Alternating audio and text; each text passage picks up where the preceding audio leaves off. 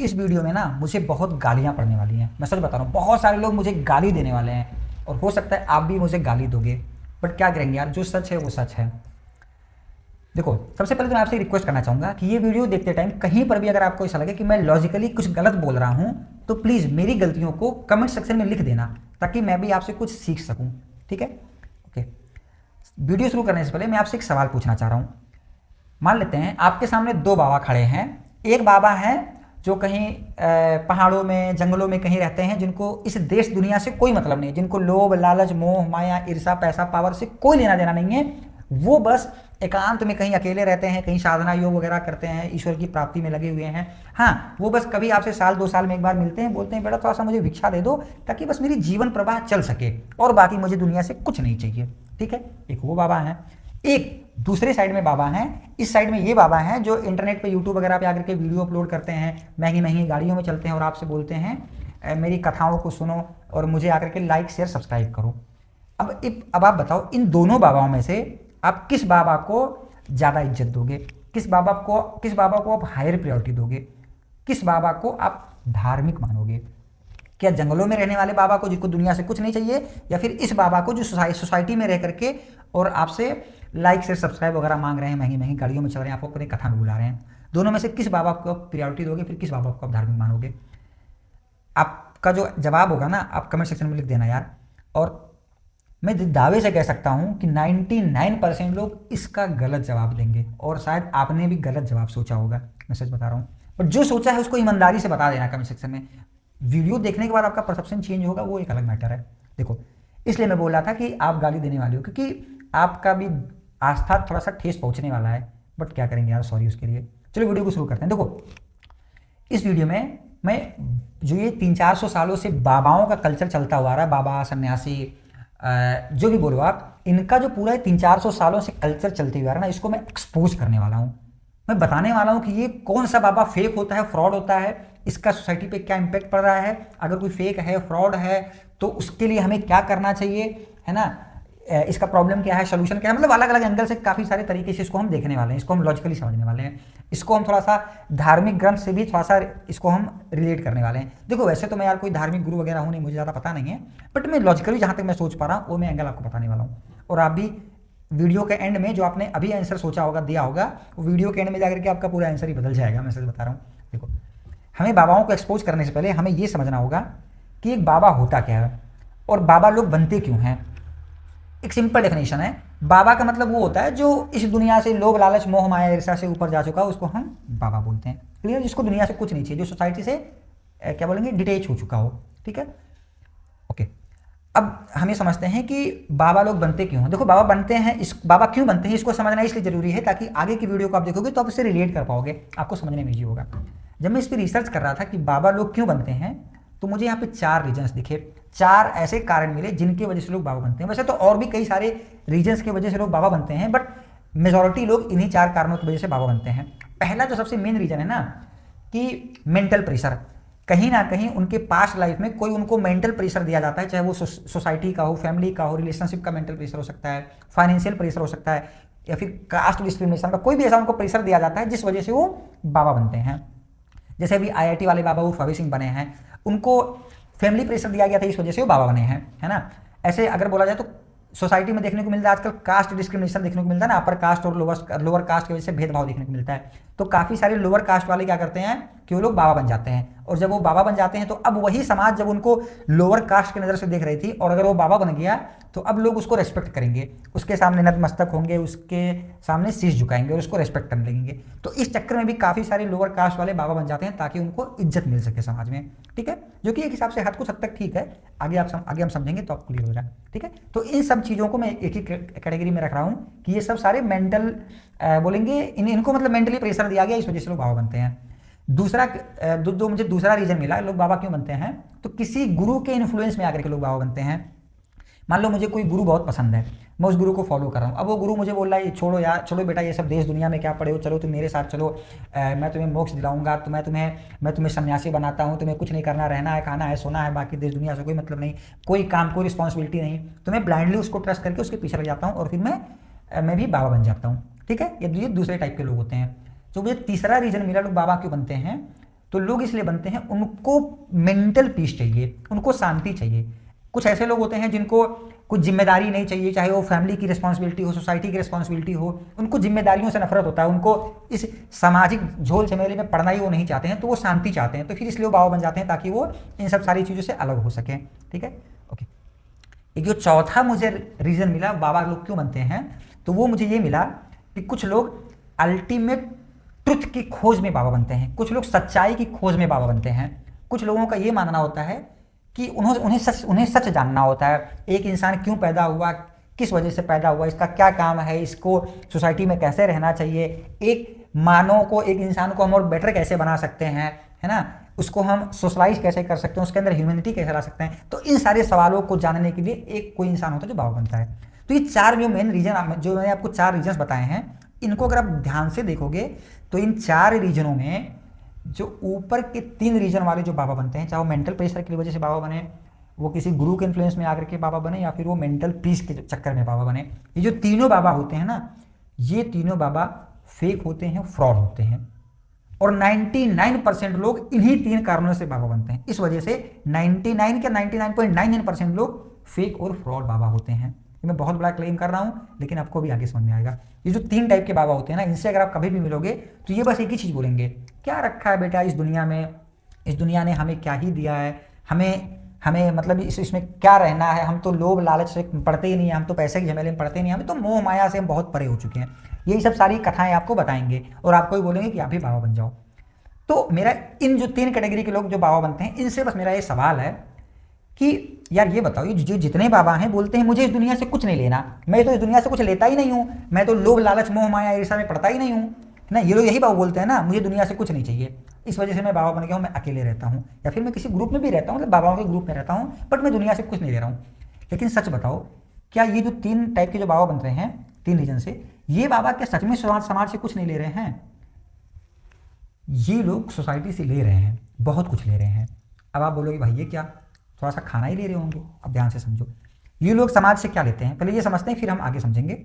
ये लोग समाज से, इनको खाने के लिए खाना चाहिए, खाना ले रहे हैं, रहने के लिए इनको घर चाहिए, शेल्टर ले रहे हैं, पहनने के लिए कपड़ा ले रहे हैं, सांस लेने की हवा ले रहे हैं, बहुत जितनी भी चीज़ें चलने के लिए इनके लिए रोड या इंफ्रास्ट्रक्चर बनाई गई है उसको इस्तेमाल कर रहे हैं, ट्रांसपोर्टेशन के लिए बस कार जीप जो चलाई जाती है उसका भी इस्तेमाल ये करते हैं। तो ये सारी चीज़ें किसका इस्तेमाल कर रहे हैं? एक समाज का, एक सोसाइटी का। और ये समाज या सोसाइटी को दे क्या रहे हैं? कुछ नहीं, जीरो, नील बटे सन्नाटा। अब मैं आपको एक चीज़ बताऊं, ये दुनिया ना, ये जो नेचर है, जो पूरा ब्रह्मांड, जो पूरा सृष्टि है, गिव एंड टेक के फॉर्मूले से चलता है। एक हाथ से अगर आप कोई चीज़ ले रहे हो तो एक हाथ से आपको कोई चीज़ देना होगा। बुढ़े लोग भी बोलते थे ना, कोई पुराने हमारे पूर्वज होते थे, तो क्या बोलते थे, बेटा एक हाथ से अगर लेना जानते हो तो एक हाथ से आपको देना भी पड़ेगा। और सच बात है, ये पूरी जो सृष्टि है, जो पूरा ब्रह्मांड है, ये पूरा यूनिवर्स जो है, ये गिव एंड टेक के फॉर्मूले से चलता है। अगर हम इस नेचर को अगर हम यूज कर रहे हैं अपने फायदे के लिए, तो हमारा भी कर्तव्य बनता है कि हम इस नेचर को प्रिजर्व करें, इस नेचर को प्रोटेक्ट करें, इस नेचर में हम कोई वैल्यू एडिशन करें। लेकिन ये जो बाबा लोग हैं, ये क्या समाज में कोई वैल्यू एडिशन कर रहे हैं? सच बताना, ये जो बाबा लोग हैं ये समाज में क्या वैल्यू एडिशन कर रहे हैं? अगर ये समाज में कोई वैल्यू एडिशन नहीं कर रहे हैं तो फिर ये बाबा फेक हैं, फ्रॉड हैं, इनको इस समाज में रहने की कोई हक नहीं है। सच बता रहा हूँ मैंने बोला था ना, काफ़ी सारे लोगों को इससे ठेस पहुंचने वाला है, आपको भी इससे तकलीफ हो रहा होगा, आपके आसपास को भी ठेस पहुंच रहा होगा। देखो, दुनिया में जितने भी प्रोफेशन हैं, डॉक्टर हुआ, इंजीनियर हुआ, फार्मर हुआ, चाहे कोई लॉयर हुआ, पॉलिटिशियन हुआ, कोई सोल्जर हुआ, ये सब लोग कहीं ना कहीं कोई कर्म कर रहे हैं, कोई वैल्यू एडिशन कर रहे हैं। ये लोग समाज को एक अलग, मतलब एक दिशा दिखा रहे हैं, एक अच्छा समाज बनने की प्रैक्टिस में लगे हुए हैं। सब लोग ना इस सोसाइटी को, इस पूरे नेचर को, पूरे सृष्टि को ये लोग प्रिजर्व करने में लगे हैं, बचाने में लगे हुए हैं। बात को समझो। हाँ, वो बचा पा रहे हैं, नहीं बचा पा रहे हैं, उनका एंगल क्या है वो एक अलग मैटर है, लेकिन इनका फर्स्ट इंटेंशन तो ये है ना कि हम ह्यूमन लाइफ को और बेटर बना सकें। सबका मानना ये है कि हम इंसानी जीवन को और खुशहाल बना सकें। नहीं बना पा रहे हैं वो एक अलग इंटेंशन है, लोभ लालच में पड़ गए हैं, लेकिन मकसद तो सबका यही है।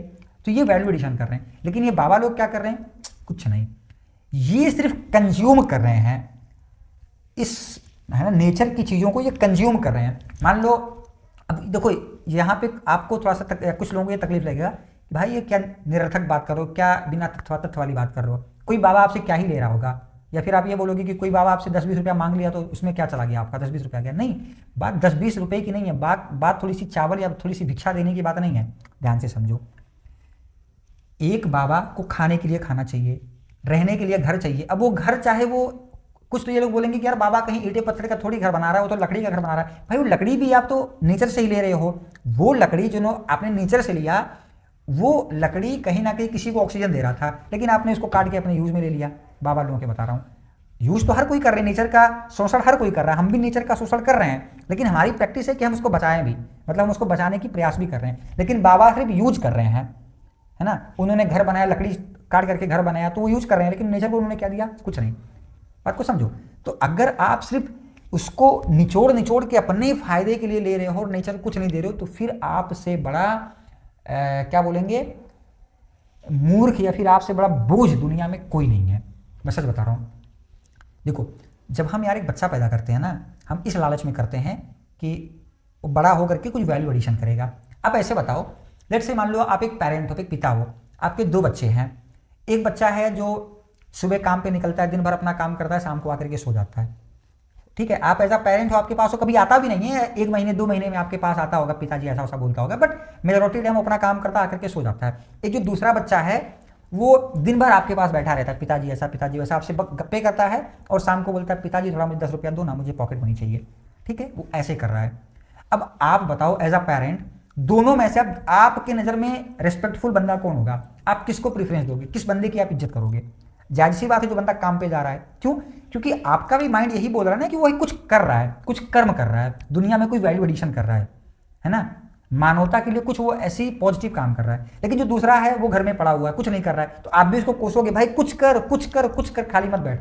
अब वो बोले नहीं पिताजी मुझे तो मेंटल पीस चाहिए, मुझे तो एकांत चाहिए, मुझे तो शांति चाहिए, ये बोल करके बैठे, और शाम को आकर के आपसे बोले लाओ मुझे खाने के लिए खाना दो, मुझे पहनने के लिए कपड़े दो, मुझे रहने के लिए एक छत दो, चलने के लिए मुझे रोड दो, गाड़ी दो, इंफ्रास्ट्रक्चर दो, तो आपको भी बुरा लगेगा ना। चलो ठीक है, आप अगर मिडिल क्लास फैमिली से हो, मैं बोल रहा हूँ दुनिया का अगर कोई अमीर इंसान भी होगा ना, जो सबसे अमीर इंसान होगा, उसका भी अगर बच्चा अगर कुछ नहीं कर रहा होगा ना, वो भी अपने बच्चे को बोलेगा बेटा कुछ कर, अगर तू नहीं करेगा तो एक दिन ऐसा आएगा कि तुझे रोना होगा, तेरे पास कुछ नहीं बचेगा। और यही समाज, यही सोसाइटी की प्रवृत्ति है, यही कला है कि हम अगर सोसाइटी से सिर्फ लेंगे, अगर इसको हम कुछ देंगे नहीं, तो एक दिन ऐसा आएगा कि ये पूरा ब्रह्मांड, पूरा सृष्टि ही खत्म हो जाएगा। इस सृष्टि को बनाया किसने? हमने बनाया है। मतलब हम इसको जिस तरीके से रखेंगे, जैसा बनाएंगे, वैसा ये सृष्टि, वैसा ये नेचर, वैसा ये ब्रह्मांड बनेगा।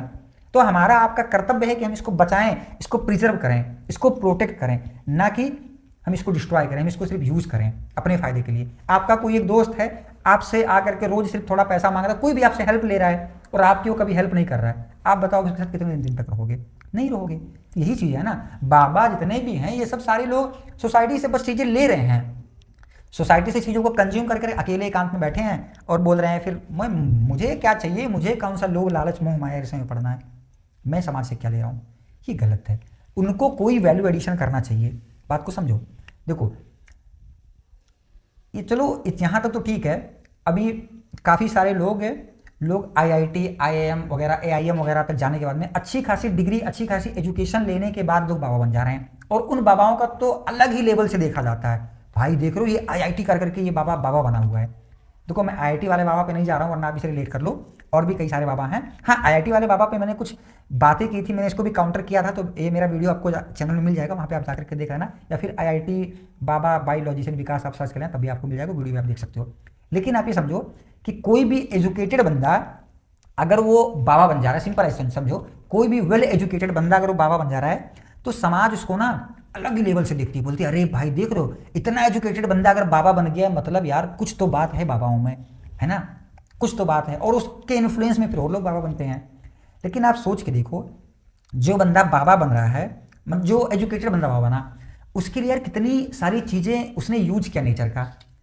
बचपन से तो चलो वो पला बड़ा सब कुछ हुआ, वो एक IIT IIM जैसे हायर इंस्टीट्यूट में गया, वहाँ पे उसके लिए इंफ्रास्ट्रक्चर बनाया गया, उसके लिए लैब्स तैयार किया गया, उसके लिए ट्रांसपोर्टेशन की फैसिलिटीज़ बनाई गई, बहुत सारी चीज़ें उसके लिए बनाई गई, इस उम्मीद में ताकि ये जब इस इंस्टीट्यूट से बाहर निकले तो ये कुछ ऐसा इनोवेशन करे, ऐसा कोई काम करे जिससे सोसाइटी में कोई वैल्यू एडिशन हो सके, जिससे सोसाइटी में कोई वैल्यू एडिशन हो सके। लेकिन अगर वो बंदा सारी रिसोर्सेज को यूज करने के बाद, मान लो IIT IIM में सारी रिसोर्सेज को यूज करने के बाद फिर वो जाकर के बाबा बन जा रहा है और बोला अब मैं कुछ नहीं करूंगा, तो फिर तो ये गलत है ना, बात को समझो। लेकिन हम उसी बाबा को और ज़्यादा रिस्पेक्ट देंगे, क्यों? क्योंकि वो एजुकेटेड है। हम ये बोलेंगे देखो वो एजुकेटेड है इसलिए बाबा बना, तो उसने लोभ लालच को छोड़ करके बाबा बना, इस वजह से ये बहुत वैल्यूएबल इंसान है। बात को समझो, बहुत रिस्पेक्टफुल इंसान है, इसकी हमें रिस्पेक्ट करनी चाहिए। गलती तो हम ही कर रहे हैं, बाबा बनने वाले तो गलती नहीं कर रहे हैं, वो तो बन गए, लेकिन हम जब उनको अपने सर पे बैठाते हैं ना, तब इस चीज़ के इन्फ्लुएंस में आकर के और लोग देख करके और लोग बाबा बन रहे हैं। इस वजह से बाबा बनने की तादाद अगर देखोगे पिछले 200-300 सालों में काफ़ी ज़्यादा बढ़ चुका है, बहुत बढ़ गया है, बहुत बाबा हुए हैं। वही अगर आप 400-500 साल 600 साल पहले जाओगे ना, आपको लिमिटेड बाबा देखने को मिलते थे। आपको समझो, जो बाबा वाला टर्म है ना, ये भी काफ़ी पुराना है, आज का नहीं है, बहुत पुरानी बात है। देखो अभी जो लोग बाबा बन रहे हैं, ये लोग इतिहास से उठाते हैं, बोलते हैं बुद्ध भी तो बाबा हुए थे, और बोला जाए आदि शंकराचार्य भी तो बाबा हुए थे, है ना, कबीर दास भी तो बाबा हुए थे, तो इस चक्कर में मैं भी बाबा बन रहा हूँ। लेकिन शायद ये लोग भूल रहे हैं, पिछले जो 300-400 सालों में जितने बाबा हुए हैं, इनमें से 1-2-4 बाबा ही ऐसे हुए होंगे जो सच में कोई वैल्यू एडिशन किया होगा सोसाइटी में, तो सब के सब निठल्ले रहे हैं। देखो पुराने समय के जितने भी बाबा हुआ करते थे, आज से 500-600 साल पुराने वाले, वो सब लोगों ने वैल्यू एडिशन किया है। जैसे आदि शंकराचार्य जी, आदि शंकराचार्य महाराज जो थे, उन्होंने सनातन धर्म को एक लॉजिकल फ्रेमवर्क दिया है।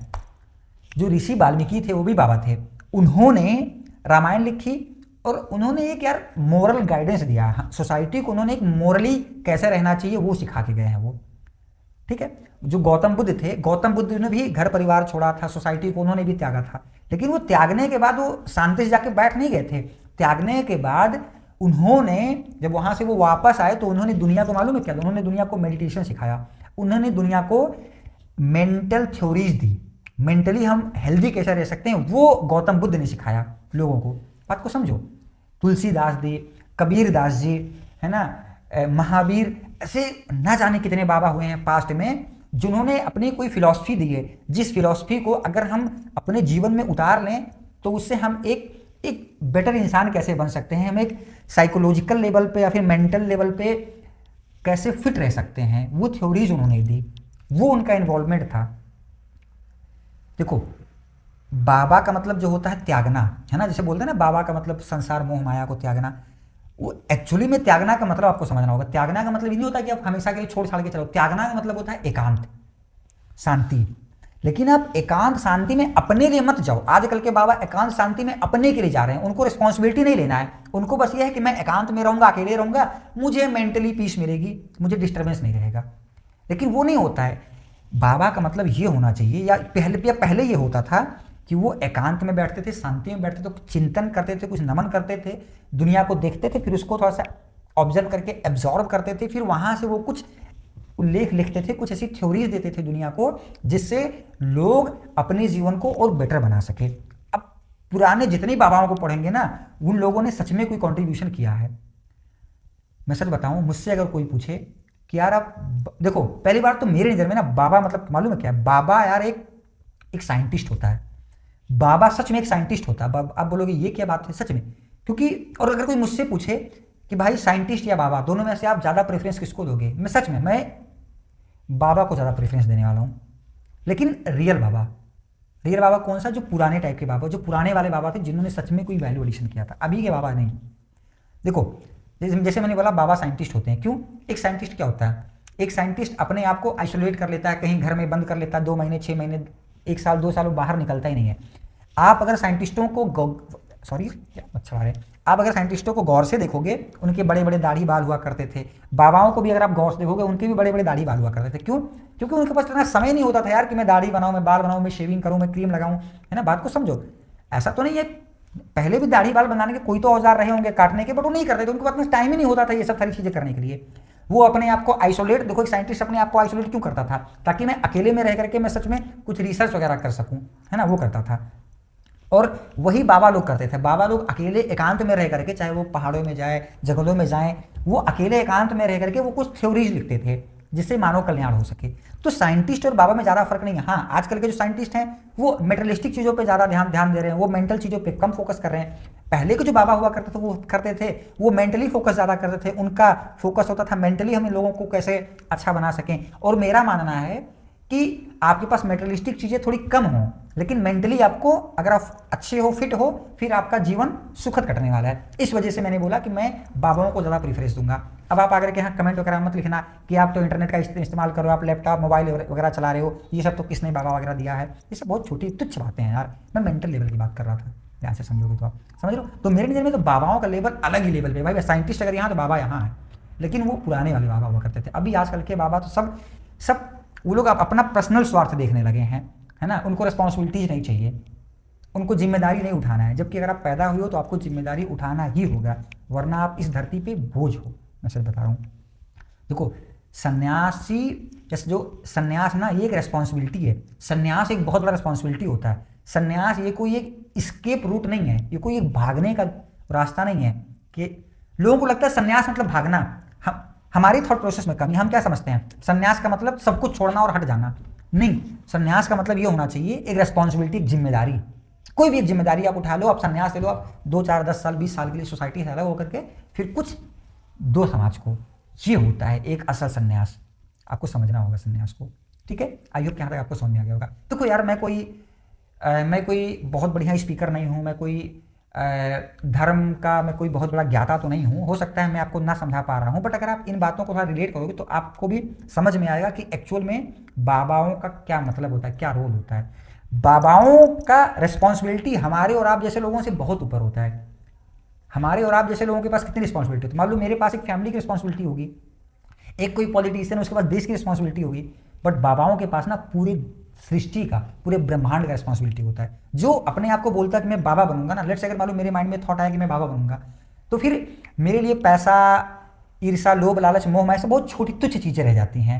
मैं जब बाबा बनने को सोचता हूँ, मान लो जैसे मैंने बोला कि अगर मुझे एग्जाम्पल बता रहा हूँ ना, मतलब मुझे बाबा बनना नहीं है फिलहाल, मैं उस लेवल पे हूँ भी नहीं, बट अगर मान लो मुझे बाबा बनना है तो ये सब इसे बोला गया ना, बाबा मतलब लोग लालच को त्याग देते हैं, सब छोटी चीज़ें होती हैं। अब उनके दिमाग में आता है कि मैं सृष्टि का उद्धार कैसे करूँ, है ना। मैं सृष्टि, वो उनके ऊपर बहुत बड़ी जिम्मेदारी होती है। बाबा मतलब अलग ही लेवल का जिम्मेदारी होता है भाई। लेकिन आजकल के बाबा जिम्मेदारी से भाग करके बोलते हैं मैंने तो सब कुछ त्याग दिया है, अब मैं बाबा हूँ। ये सारे बाबा फेक होते हैं, फ्रॉड होते हैं। आजकल के टाइम पे 99% लोग बाबा फेक हैं, फ्रॉड हैं और सारी चीज़ें हैं। तो आई होप कि आपको ये समझ में आ गया होगा कि यार एक फेक बाबा या एक रियल बाबा क्या होता है ना। जैसे मैंने बोला कि फेक और रियल बाबा में इन्हीं सारी चीज़ों में जो मैंने आपको ऊपर बताया, इनमें से एक एक पॉइंट को और निकालोगे तो आपको समझ में आ जाएगा फेक और रियल बाबा। और भी अगर मैं कुछ चीज़ें बताऊँ फेक और रियल बाबा में आइडेंटिफाई करने का, देखो जैसे भगवत गीता में अगर आप देखोगे 6.1 में आई थिंक लिखा हुआ है कि असल सन्यासी वो होता है जो बिना किसी फल के चिंता के कर्म करे, वो असल सन्यासी होता है ना। जैसे देखो इसको ऐसे समझो, अभी तो अच्छा पहले मैं एक सेकंड, मैं पहले आपका जो मैंने आपको एक सवाल पूछा था मैं उसको थोड़ा सा क्लियर कर दूं। जो मैंने आपसे पहले एक सवाल पूछा था कि दो बाबा थे ना, एक जो जंगलों पहाड़ों में रहने वाले थे और एक बाबा थे जो यूट्यूब पे आकर के वीडियो बना रहे थे। दोनों में से आप हायर प्रायोरिटी किसको दोगे? मेजॉरिटी लोग इस बाबा को बोले होंगे जो जंगलों पहाड़ों में रह रहे हैं। शायद हो सकता है अभी आपका परसेप्शन थोड़ा सा चेंज हो गया हो, बट पहले जब मैंने आपसे सवाल पूछा था वीडियो की स्टार्टिंग में तो आपने यही बोला होगा कि मैं इस बाबा को प्रेफरेंस दूंगा जो जंगलों में पहाड़ों में रह रहा है, जो दुनिया से कुछ नहीं ले रहा है। मेरे नज़र में ये बाबा तो एकदम जीरो है, फ्लॉप है, फेक है। हाँ, इस बाबा को थोड़ा सा मैं रिस्पेक्ट करूंगा जो यूट्यूब पे आकर के कुछ तो ज्ञान दे रहा है। देखो यूट्यूब पे आकर के अगर वो कुछ भी बता रहा है तो कोई तो ज्ञान दे रहा होगा। अब वो ज्ञान कितना सही है, कितना गलत है, क्या बता रहा है, वो एक अलग मैटर है, क्योंकि उसको समझने के लिए हमें उस पर्टिकुलर बाबा को देखना होगा कि वो कितनी सही बातें बोल रहा है। लेकिन वो कहीं ना कहीं मेहनत तो कर रहा है ना, वो अपना प्रयास, अपना परिश्रम कर रहा है कि सोसाइटी को एक सही डायरेक्शन में ले जाया जा सके। कितना सही है, कितना गलत है, वो एक अलग मैटर है, क्योंकि वो अपने ज्ञान के हिसाब से बता रहा होगा, उसके पास ज्ञान ही ना हो तो ये भी हो सकता है। तो वो तो हमें एक व्यक्ति विशेष के हिसाब से देखना होगा। लेकिन अगर वो यूट्यूब पे आकर के 1 घंटे 2 घंटे अगर वो वीडियो बना करके अगर कुछ बता रहा है तो उसका भी माइंडसेट क्या है कि मैं समाज को एक अच्छे डायरेक्शन में ले जा सकूं। सोचना तो उसका अलग है कि मैं भी सोसाइटी को एक अच्छा दिशा दे सकूं। तो मेरे नज़र में इस बाबा से इस बाबे का ओहदा ऊपर। अब ये लाइक से सब्सक्राइब के लिए बोल रहा होगा तो वो भी चाहेगा कि भाई ठीक है, वो भी चाहेगा ना थोड़ा सा मेरा ऑडियंस बढ़े, तो इसमें कोई बुराई भी नहीं है यार। लेकिन प्रॉब्लम हम में है कि हम लोगों ने इस बाबा को प्रेफरेंस दे दिया है। मान लो ये बाबा अगर हमारे पास आकर के बोलता है, बेटा मैं 10 सालों से पहाड़ों में था और देखो मैंने ये सारी चीज़ें की हैं, मतलब मैंने सब कुछ त्याग दिया इस दुनिया को, तो हम उसके लिए सब कुछ करने के लिए तैयार हो जाते हैं। उसके सामने सर झुकाएंगे, उसके सामने नतमस्तक हो जाएंगे, वो जो बोलेगा सो हम करेंगे। लेकिन जो हम यूट्यूब वाले बाबा को देखेंगे तो हम खुद ही बोलेंगे, क्या यार ये यूट्यूब पे क्यों वीडियो बना रहे हैं भाई, ये बाबा है फिर ये तो फेक है, फ्रॉड है। हम खुद ही बोलते हैं ना कि अगर आप बाबा हो तो आप पहाड़ों में जाओ। हमारा माइंडसेट भी ऐसा हो गया कि हम ये बोलते हैं बाबा हो तो आप एकांत में जाओ, अकेले जाओ, आइसोलेट हो जाओ, दुनिया से बाहर चले जाओ। आप यूट्यूब पे आकर के ज्ञान क्यों दे रहे हो? जबकि हम गलती तो हम ही कर रहे हैं। जब हम ही इस टाइप के बातों को बोलेंगे तो कहीं ना कहीं जाहिर सी बात है कि हम इसी बाबा को प्रेफरेंस देंगे जो आइसोलेटेड है, जबकि ये गलत है। हमें उस बाबा को प्रेफरेंस देना चाहिए, उस बाबा को मान मर्यादा, इज्जत, मान सम्मान देना चाहिए जो सोसाइटी को एक डायरेक्शन दे रहा हो, जो सोसाइटी को सुधार रहा हो। ठीक है, हाँ अब वो सुधारने का उसका तरीका अलग अलग हो सकता है। मान लो कोई अच्छी बातें बता करके सुधार रहा है, कोई किसी अंधविश्वास को लेकर के सुधार रहा है ना, तो वो एक अलग चीज़ है, वो तो व्यक्ति विशेष को पे देखना होगा, तो हमें समझ आएगा कि ये पर्टिकुलर बाबा कैसा है। बट ओवरऑल अगर जनरल देखा जाए तो कोई भी आकर के अगर यूट्यूब इंस्टाग्राम पे अगर वो सुधारने की कोशिश कर रहा है तो वो एक हिसाब से मेरे नज़र में वो सही बाबा माना जाएगा। मतलब सही बाबा के अंदर से आप समझ रहोगे मैं क्या बोल रहा हूँ। अब आप इस चीज़ को काट करके कहीं क्लिप वगैरह मत चला देना कि आपने तो बोला यूट्यूब के सारे बाबा से। मैं सारे बाबा को नहीं बोल रहा हूँ, बट जो एफर्ट कर रहा है वो सच्चाई है ना, वो एफर्ट तो कर रहा है, प्रयास तो कर रहा है, वो मैं बोल रहा हूँ। कितना सही है कितना गलत है वो एक अलग मैटर है। तो आई होप यहाँ तक आपको समझ में आ गया होगा। अब देखो जैसे मैंने बोला जो ये फेक सन्यासी होते हैं इनको सोसाइटी से इनसे बचाया कैसे जाए, ये एक बहुत बड़ा मुद्दा है। और जितने ज़्यादा लोग फेक सन्यासी बनेंगे उतना ज़्यादा ही सोसाइटी को प्रॉब्लम झेलना पड़ेगा। क्यों? क्योंकि वो कंज्यूम करेंगे, वैल्यू एडिशन करेंगे नहीं, एक समय ऐसा आएगा कि दुनिया कोलैप्स होने पे आ जाएगी, है ना। तो उनको वैल्यू एडिशन करना ही पड़ेगा। अगर वो नहीं करेंगे और बाबाओं की तादाद अगर ऐसे दिन प्रतिदिन बढ़ती रही और वैल्यू एडिशन नहीं होगा समाज में, तो समाज में फिर बहुत सारी प्रॉब्लम्स होंगी, है ना। बात को समझो। अब लोग मान लो MBBS करने के बाद मान लो लेट से 100 बच्चों ने, एग्जाम्पल के लिए मान लो 2025 में 100 बच्चों ने MBBS किया। अब 100 बच्चों में से मान लो 90 बच्चे बोले छोड़ो यार चलो मैं बाबा बन जाता हूँ। 90 बच्चे बाबा बन गए, 10 ही बच्चे बचे ना। अब 10 ही बच्चे डॉक्टर बने। अब आप सोच के देखो दुनिया में डॉक्टरों की कमी नहीं हो जाएगी, है। तो अगर बाबाओं के तादाद अगर इस तरीके से बढ़ता रहा तो कहीं ना कहीं पूरा सिस्टम ही कोलैप्स होने वाला है।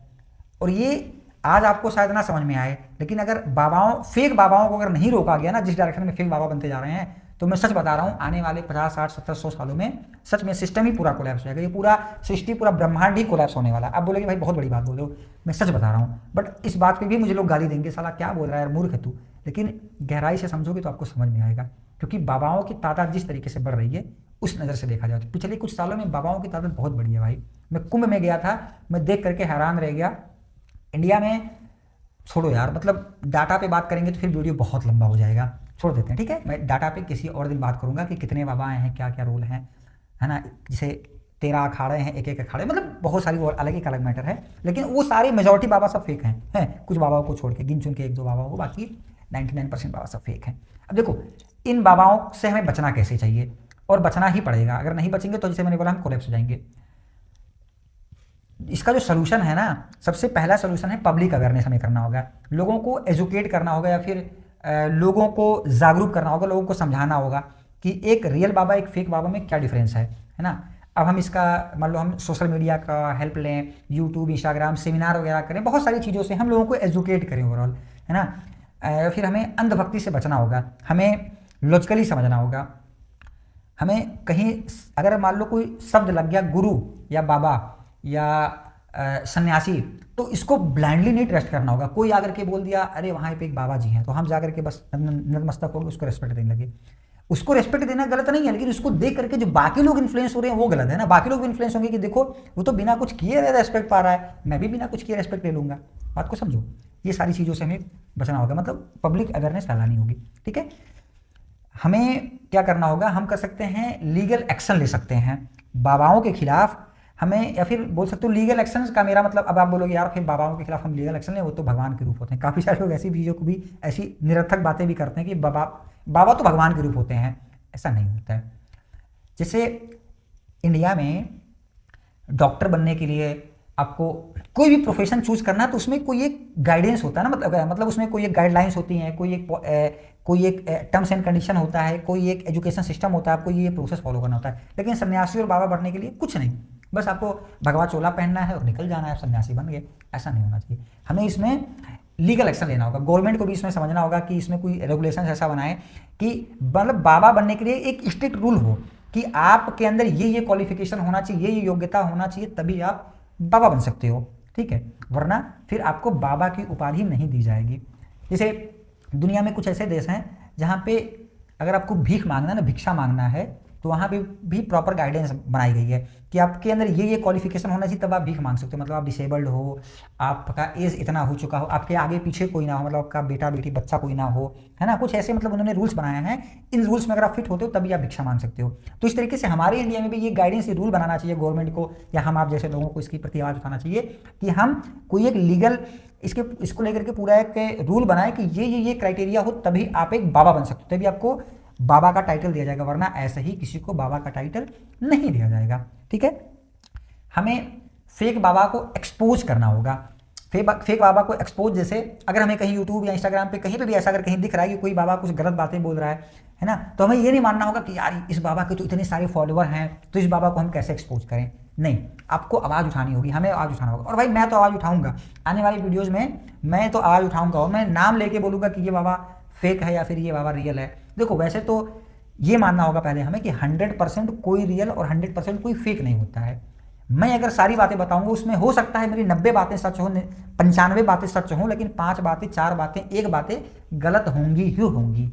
मैं भी कोई बहुत बड़ा ब्रह्मज्ञानी नहीं हूँ, बात को समझो। ऐसे कोई भी बाबा होगा, कोई भी बंदा होगा, अगर वो 100 बातें बोलेगा तो उसमें से 1-2 बातें गलत होंगी ही होंगी। लेकिन हमें वो नहीं देखना है, हमें देखना है मेजॉरिटी चीज़ें अगर कोई इंसान गलत बोल रहा है तो उस चीज़ को हमें एक्सपोज करना होगा, हमें उसके खिलाफ आवाज़ उठाना होगा। अब चाहे सोशल मीडिया पे हो, टीवी पे हो, जहाँ पे भी, जहाँ तक हमारी रीच है वहाँ तक हमें पहुँच करके आवाज़ उठाना होगा, ठीक है। हमें देखो, हमें रियल लाइफ या फिर जो रियल लाइफ के केस स्टडीज होते हैं उनको हमें दिखाना होगा।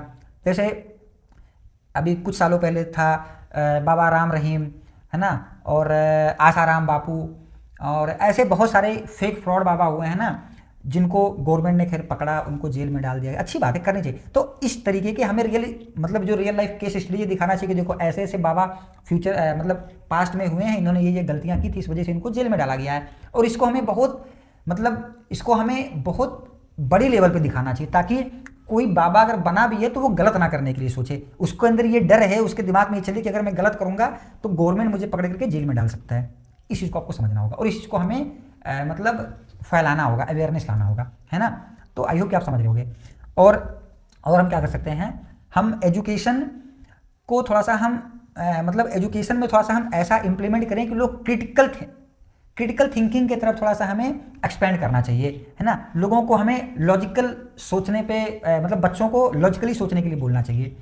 जो स्कूलों में जो स्पिरिचुअल स्कैम चल रहा है उसके लेकर के बच्चों को थोड़ा सा हमें एजुकेट करना चाहिए और उनको बोलना चाहिए, बच्चों को हमें सिखाना चाहिए कि बेटा आप लॉजिकली सोचो, आप किसी चीज़ को मानो मत जानो। अगर आपको कोई बाबा को छोड़ो, मतलब दुनिया में कोई भी अगर आपको ऐसा रैंडमली कुछ बोल दे रहा है कि ये है, तो आप उससे पूछो क्यों है, कैसे है, कब हुआ, मतलब सवाल पूछो, है ना। लॉजिकली जब बच्चे समझेंगे तो आने वाली जनरेशन, आने वाली फ्यूचर में बाबाओं का तादाद कम होगा। वरना अगर बाबाओं का तादाद बढ़ते रहा, सच में भाई बहुत बड़ा ब्लेंडर आने वाला है। और ये वीडियो हो सकता है आज आपको ना समझ में आए, कि अगर ये इंटरनेट पे रहा तो आज के 20 साल 30 साल बाद भी अगर कोई देखे तब उसको समझ में आएगा कि यार कोई बंदा था जिसने ये बात बोला था और हमने बाबाओं पे लगाम नहीं लगाया, देखो आज दुनिया में इतने सारे बाबा हो गए हैं, है ना। ये आपको समझना होगा। और उसके बाद में जो रियल स्पिरिचुअल नॉलेज है ना, वो हमें अपने बच्चों को स्कूल में इम्प्लीमेंट करना चाहिए। स्पिरिचुअल नॉलेज भाई बहुत बड़ी चीज़ है। स्पिरिचुअल नॉलेज ये नहीं होता है कि आप अगरबत्ती लेकर के पूजा करो, आप जाकर के मंदिरों में बैठ करके 2 घंटा 4 घंटा पूजा करो, ये नहीं होता है। स्पिरिचुअलिटी जो है बहुत अलग लेवल की चीज़ है। उसको समझना मतलब उसको अगर इंसान समझ जाए ना, तो सच बता रहे हैं कि अभी दुनिया में जितनी कुरीतियाँ हो रही हैं, जितने गलत काम हो रहे हैं, वो सब सारे काम होना बंद हो जाएंगे। लेकिन उसको हमें समझना पड़ेगा, गहराई समझना होगा, ठीक है। तो स्पिरिचुअल नॉलेज को, जो रियल स्पिरिचुअल नॉलेज है, उसको हमें इंप्लीमेंट करना चाहिए, ताकि उससे लोग रियल और फेक में आइडेंटिफाई कर सकें, समझ सकें बच्चे, है ना। ये सारी चीज़ें हमें करना चाहिए। और हम क्या कर सकते हैं, हमें जो रियल सन्यासी हैं, है ना, उनको हमें सपोर्ट करना चाहिए। उनके आश्रम को, मतलब जो भी उनका आश्रम, मतलब उनका इंस्टीट्यूट अगर कहीं पे है तो उसको हमें सपोर्ट करना चाहिए। या फिर सपोर्ट इन द सेंस, आप जैसे देखो, पहले तो हमें समझना होगा कि रियल जो रियल सन्यासी फिर बहुत लिमिटेड है ना। अगर कोई रियल सन्यासी दिख रहा है, उससे आपने पूछा कि बाबा जी आपका मोटिव क्या है, अब वो मान लो किसी एक चीज़ पे रिसर्च कर रहा है, कुछ बोला कि देखो बेटा मैं इस थ्योरी पे काम कर रहा हूँ, इसके रिगार्डिंग अगर मान लो मुझे फाइनेंशियल सपोर्ट चाहिए, आप अगर सक्षम हो तो आप उनको फाइनेंशियल सपोर्ट करो, आप उनको लीगल सपोर्ट करो, है ना। क्योंकि यार सन्यासी का मतलब होता है भाई साइंटिस्ट मेरे नज़र में, और ये होना भी चाहिए, सन्यासी का मतलब साइंटिस्ट। वो अगर कोई नया थ्योरी इंप्लीमेंट करना चाह रहा है सोसाइटी में, तो आपसे जो हो सके उसको आप सपोर्ट करो। लेकिन अगर कोई सिर्फ ये बोल रहा है कि मैं तो मोह माया से ऊपर हो चुका हूँ, मैं तो भगवान की खोज में लगा हूँ, मुझे तो बस मोक्ष चाहिए, तो बोलो बाबा जी आप स्वार्थी हो, आप अपने बारे में सिर्फ सोच रहे हो, आप दुनिया के बारे में नहीं सोच रहे हो। क्लियर है। इस तरीके से अगर आप किसी को जवाब दोगे तब आपको समझ में आएगा। तो हाँ, वो मैं बोला था कि अगर कोई रियल बाबा आपको मिले, कोई अगर असल सन्यासी मिले, उसको आप सपोर्ट करो, जिस भी एंगल से हो सकता है, जिस भी तरीके से, जो भी आप सपोर्ट के योग्य हो वो आप सपोर्ट करो। क्योंकि अगर मान लो कोई एक साइंटिस्ट है, कोई है ना, तो उसको भी लोग सपोर्ट करते हैं ना, क्योंकि बिना किसी के सपोर्ट के कोई आगे तक शायद नहीं जा सकता है, या अगर उसको सपोर्ट की जरूरत है उसको सपोर्ट करो, क्योंकि वो ह्यूमैनिटी के लिए कुछ करना चाह रहा है। तो आई होप कि आपको ये समझ में आ गया होगा। और बाकी अब मैं यार इसमें ज़्यादा क्या बोलूँ, है ना। और ओवरऑल बस यही है कि आपको रियल और फेक बाबा को आइडेंटिफाई करना होगा, बाबाओं को तादाद को हमें रोकना होगा। बाबाएं जितनी बढ़ रही हैं, इससे आने वाले जनरेशन को सच में बहुत इंपैक्ट होने वाला। हो सकता है मैंने काफ़ी सारे पॉइंटों को छोड़ दिया होगा, मैं उतना ज़्यादा एजुकेटेड नहीं हूँ यार कि मैं एक एक पॉइंट को समझा सकूँ आपको।